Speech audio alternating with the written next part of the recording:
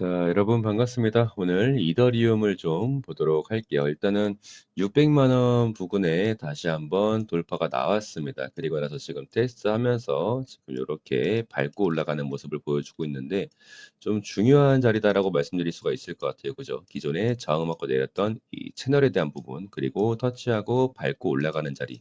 자, 제가 늘 말씀드렸던 것처럼 이렇게 밟고 올라가는 자리에서 돌파가 나와준다고 하면 추가적인 임펄스가 좀 가능하다라고 말씀을 드렸었는데, 자, 지금 굉장히 중요한 매물대를 다시 한번 이렇게 지켜내지 못하면서 하락 파동으로 이어졌다가 지금 요렇게 조금 더 빠지면서 출발을 했어요. 그죠? 조금 더 빠지면서 출발을 했고, 우리가 2차적으로 봤을 때는 지금 고점을 찍고 내려오고 있는 지금 이 채널에서 굉장히 신뢰도가 높은 자리였다.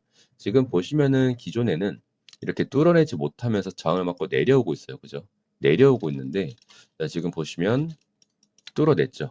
자, 뚫어내고 지금 밟고 올라가려는 그런 모습을 보이고 있는 겁니다.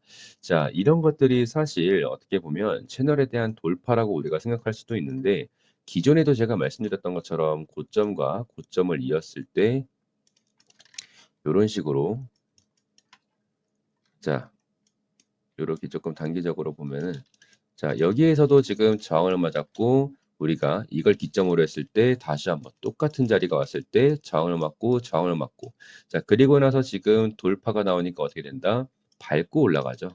이제 이렇게 밟고 올라가는 요런 자리. 그래서 여러분들이 똑같이 한번 보시면은 아시겠지만은 요렇게 밟고 올라가는 자리가 만들어진다. 자, 그래서 요런 식으로 상승 파동이 다시 한번 유지가 되려는 매수세가 붙어주고 있는 상황이고요.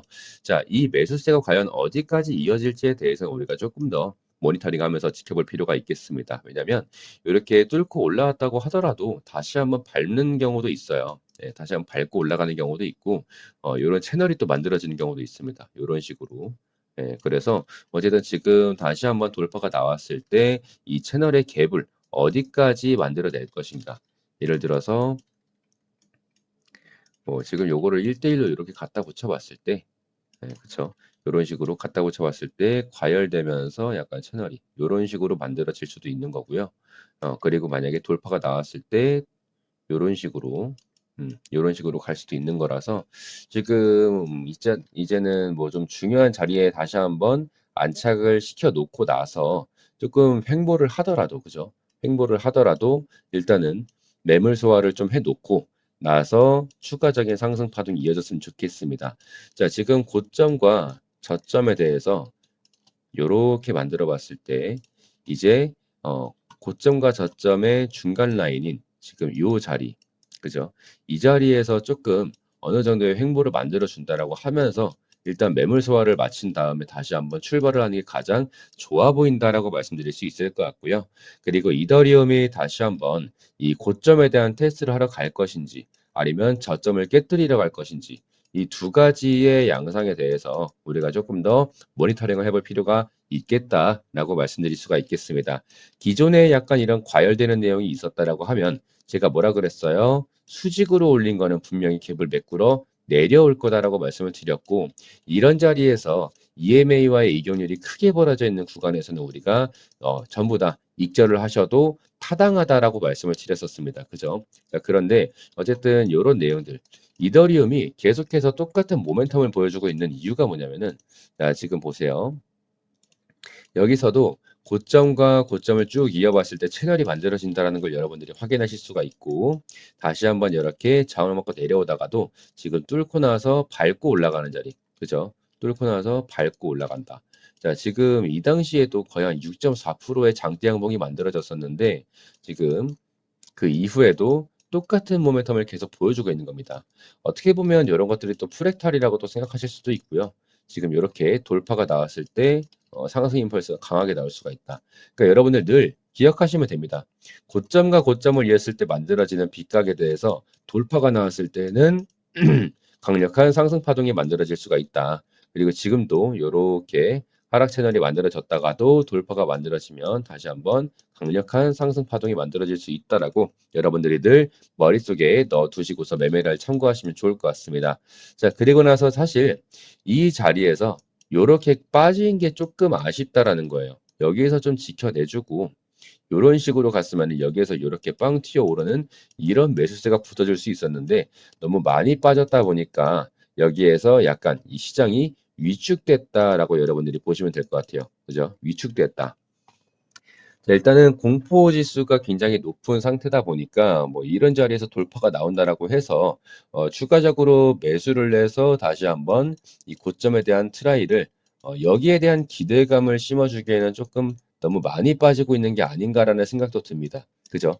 제가 이 당시에 이더리움이 요만큼 빠졌을 때 뭐라고 말씀을 드렸냐면 상대 강도 지수가 너무 낮은 편이다라고 말씀을 드렸었습니다. 왜?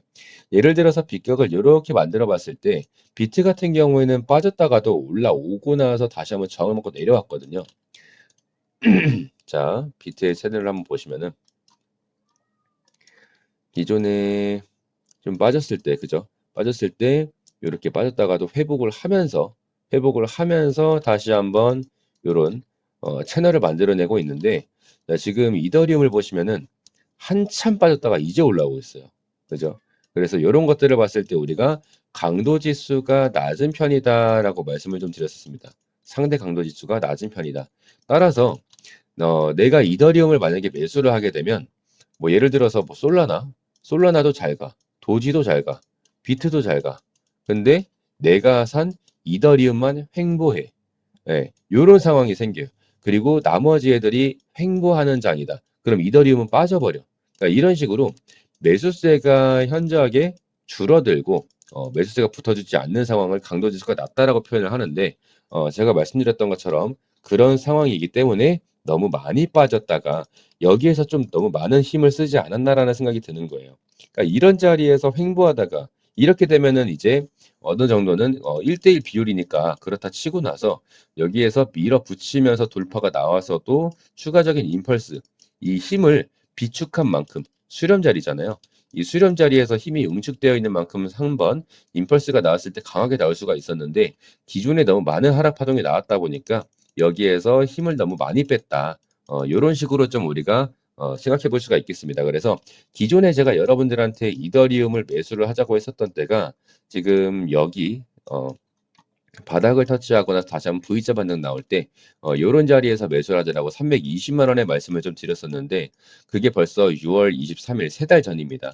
자, 이렇게 확실한 자리가 있을 때는 여러분들께 강력하게 적극적으로 조금 매수를 해 보자라고 말씀을 드리는 만큼 다시 한번 이더리움을 가지고 내가 어떻게 매매를 해야 될지 모르겠다라고 하시는 분들은 위 번호로 2574-5810으로 이더리움 네 글자 문자로 남겨 주시면 지금 여러분들이 이더리움을 가지고 매매에 대한 고민을 하고 계시는구나라고 생각을 하고서 여러분들께 최대한 빨리 브리핑을 드리도록 하겠습니다. 잊지 마시고 2574-5810 이더리움 네 글자만 남겨주시면 되겠습니다. 자, 오늘 영상 여기까지 하도록 하겠습니다. 감사합니다.